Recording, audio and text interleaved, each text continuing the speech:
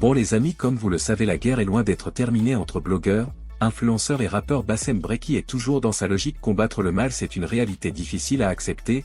La campagne présidentielle américaine accélère la disparition des médias grand public, qu'il s'agisse des chaînes de télévision ou de la couverture écrite.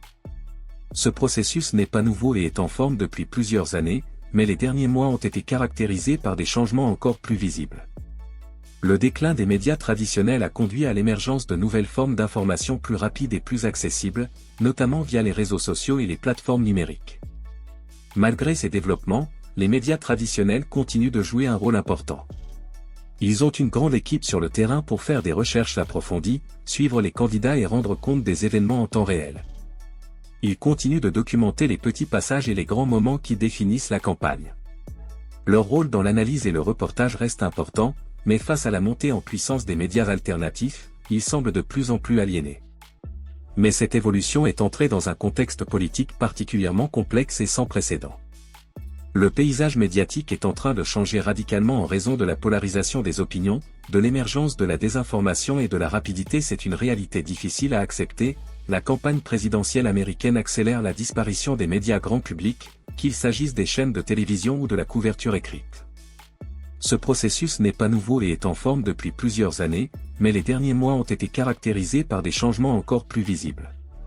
Le déclin des médias traditionnels a conduit à l'émergence de nouvelles formes d'information plus rapides et plus accessibles, notamment via les réseaux sociaux et les plateformes numériques.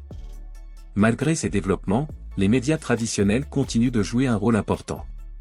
Ils ont une grande équipe sur le terrain pour faire des recherches approfondies, suivre les candidats et rendre compte des événements en temps réel. Ils continuent de documenter les petits passages et les grands moments qui définissent la campagne.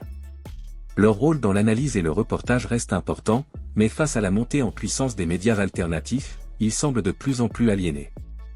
Mais cette évolution est entrée dans un contexte politique particulièrement complexe et sans précédent. Le paysage médiatique est en train de changer radicalement en raison de la polarisation des opinions, de l'émergence de la désinformation et de la rapidité de diffusion de l'information. Si les médias traditionnels ont encore de l'influence, ils peinent à s'adapter à cette nouvelle réalité, où la rapidité prime sur la vérification. Les enjeux politiques actuels renforcent cette dynamique et renforcent l'impression de déclin des grandes institutions médiatiques. Par conséquent, l'accélération de ce processus semble inévitable, et les médias traditionnels continuent de jouer leur rôle, mais avec l'émergence de nouveaux acteurs et la transformation des espaces publics, il n'est pas possible d'atteindre cet objectif. Et pour plus de détails, on va écouter les propos de Bassem Breki. Les rues de l'inspecteur Harry. Chab. Avec les pentes. Attends, on va te montrer. Tiens, Chab les montées. Regarde, San Francisco, c'est très chinois. Hein. Regarde. On suit les frères là. L'inspecteur Harry. Regarde. Les rues de Bruce Lee. Regarde. Regarde, Chab. Aïe.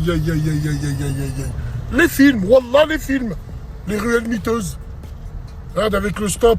Par contre, tu vois, pourquoi on dit c'est la petite New York? L'architecture des bâtiments, tu vois, c'est très irlandais ça. C'est très british. J'ai un peu regardé l'histoire de San Francisco, c'est les riches gens du Michigan qui sont venus et qui ont construit pratiquement cette ville.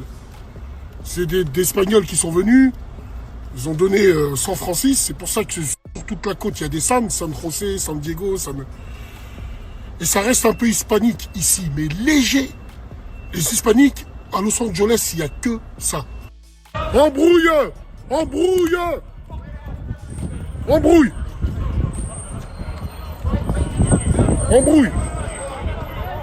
Embrouille. Les Renois contre les Pakistanais.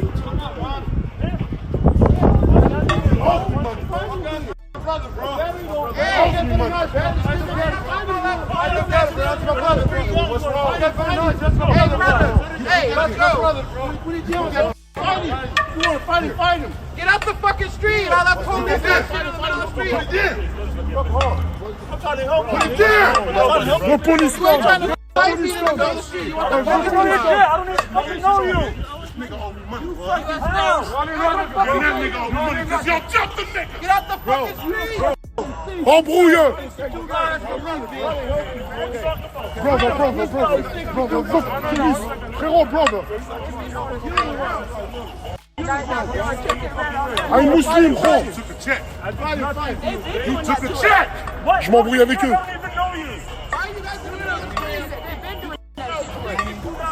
And then they're gonna kick me in the ass and treat me like shit. No. And then treat me like shit, bro. And be me to fight with me and just gonna kick me in the ass.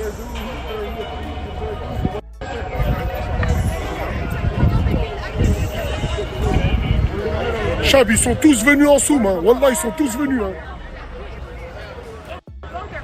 Cause you do owe us fucking money, nigga.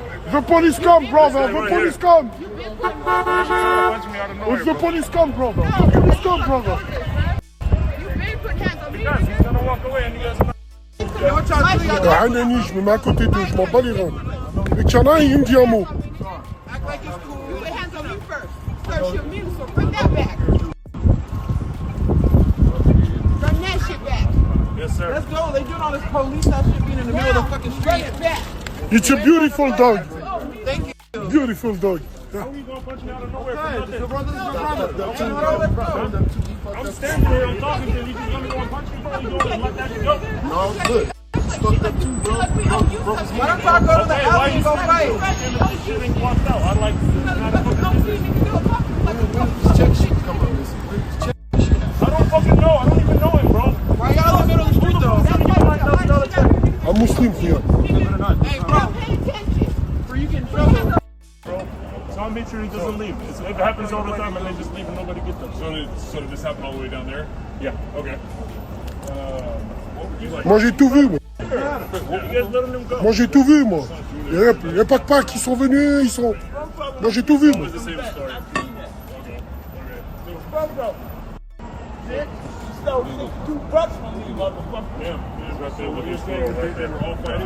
Là, t'as les decks, juste derrière moi, t'as un truc de bœuf. Tu vois? C'est ça, les États-Unis. Ouais, salam alaikum, les gens. Oh, les Français qui sont aux États-Unis depuis des années, qui m'envoient des messages. Bassem, la France, moi je lui chie dessus, je la quitte aux États-Unis, ça n'a rien à voir, ainsi de suite. Bah, rendez votre passeport, alors c'est comme ça. Rends ton passeport ou ferme-la, c'est tout. Dis que t'es un privilégié, qui est venu aux États-Unis travailler, t'es privilégié, et c'est tout. Parce que socialement, ce pays, c'est de la merde. Dans ce pays, il n'y a pas d'humain, il n'y a pas d'humanisme. Et c'est là où tu te rends compte que, alors oui, certes, la France, elle endort les gens, avec les aides, ainsi de suite, à droite, à gauche. Les États-Unis, c'est quoi? C'est le rêve américain? Marche ou crève? Certes, marche ou crève. Bien sûr que tu viens ici, tu réussis. Mais ici, tu peux tout perdre en un jour. En un jour, tu peux tout perdre. Comme ils disent, you're fired. Tu es viré. T'as cru que t'avais la protection que t'as ici en France? Non. Faites pas les ingrats. Taisez-vous, vous avez double passeport, ou vous pouvez être là maintenant. Ça sert à rien de cracher sur la France, quoi, j'ai envie de dire. Ou sinon, rends ton passeport. Rends-le. Enfin, ça, c'est une autre histoire, ça. Donc voilà. Donc moi, personnellement, je te dis la vérité, les États-Unis, on a eu cette culture américaine pour les films par rapport aux films. C'est tout simplement. Sinon, c'est un pays de voyous, c'est un pays de zoufris. N'oubliez jamais que les lois aux États-Unis ont été faites par des cow-boys, par des voyous. Mais oui, on le sait tous, ça. Les lois aux États-Unis ont été faites par des voyous. C'est pour ça qu'ils ont des lois très, très, très bizarres suivant les États, et ainsi de suite. Mais je te dis la vérité, hein. Vivre ici, jamais de la vie, c'est pas du tout mon style. Et tu reconnais les États-Unis, pourquoi c'est un grand pays et pourquoi, waouh, c'est impressionnant. On peut construire, c'est normal, c'est un pays qui n'a pas d'histoire. Ils n'ont pas de monuments historiques. Au niveau des villes, des grandes villes, Los Angeles, San Francisco, ainsi de suite. Oui, bien sûr, 95% des villes aux États-Unis n'ont pas de monuments historiques. C'est pour ça qu'ils peuvent construire à tout va. Alors, c'est quoi les monuments qu'ils ont au début du siècle? En 1900? Sinon, avant, ici, en 1830, il n'y avait rien. C'était désert. Donc, c'est pour ça qu'ils construisent grand, large, avec des grandes voies, parce qu'ils peuvent se permettre. Nous, en Europe, notre belle vieille Europe, elle a un charme que les États-Unis n'ont pas, tout simplement. Après, oui, les États-Unis, c'est la grandeur, c'est too big, tout est gros, tout est... Oui, certes. Et en parlant de ça, n'oubliez pas, ici c'est le royaume de la malbouffe. C'est bon, mais c'est de la malbouffe. Et ici, plus t'es gros, plus les gens pensent que t'es pauvre. C'est faux quand même, hein. Donc voilà. Moi, j'aime pas les ingrats. Les Français, si, tu sais, ouais, j'étais à Alcatraz, je suis tombé sur 2 gendarmes. Wallah, c'était un couple. De France, ils sont venus. Ah, Bassem, ça va, tout le reste, on a parlé assez rapidement et tout. Et ils m'ont expliqué, eux. Et ils m'ont dit pareil. Ils m'ont dit, ouais, c'est pas pour nous, ça. Après, bien sûr, c'est à faire. Bien sûr que c'est une plane à faire. Bien sûr que les États-Unis, faut venir, faut y aller, faut regarder pour voir. Mais voilà. Moi, tu vois, Los Angeles, y a rien à taper le cul, quoi. Je préfère San Francisco, déjà. C'est plus, je vois plus l'Amérique comme ça. Regarde. Chinatown, c'est là. Ainsi de suite. Moi, mon hôtel et tout, il est là. Donc voilà. L'ingratitude chronique des Français. L'Amérique des romantiques.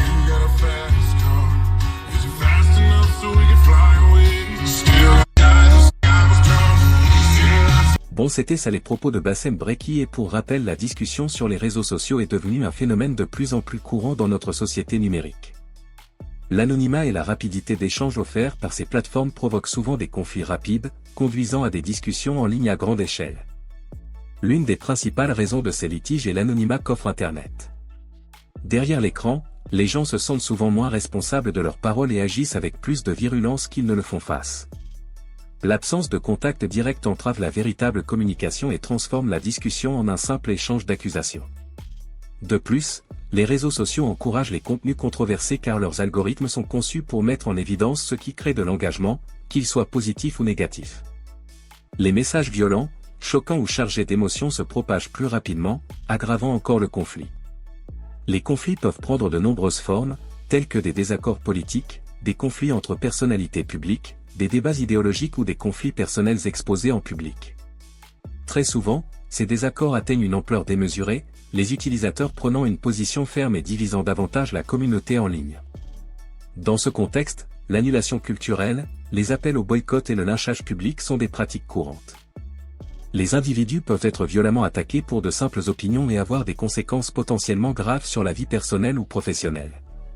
Ces conflits, en plus de leur impact sur les parties impliquées, affectent également la société dans son ensemble. Ils contribuent à la polarisation des opinions, là où il n'y a ni compromis ni débat nuancé, et où les échanges deviennent de plus en plus extrêmes. De plus, la montée des fausses nouvelles et des rumeurs non confirmées aggrave encore la situation, car cette désinformation peut provoquer la haine et la confrontation. Face à ce phénomène, il sera essentiel de prendre du recul et de promouvoir une utilisation plus responsable des réseaux sociaux.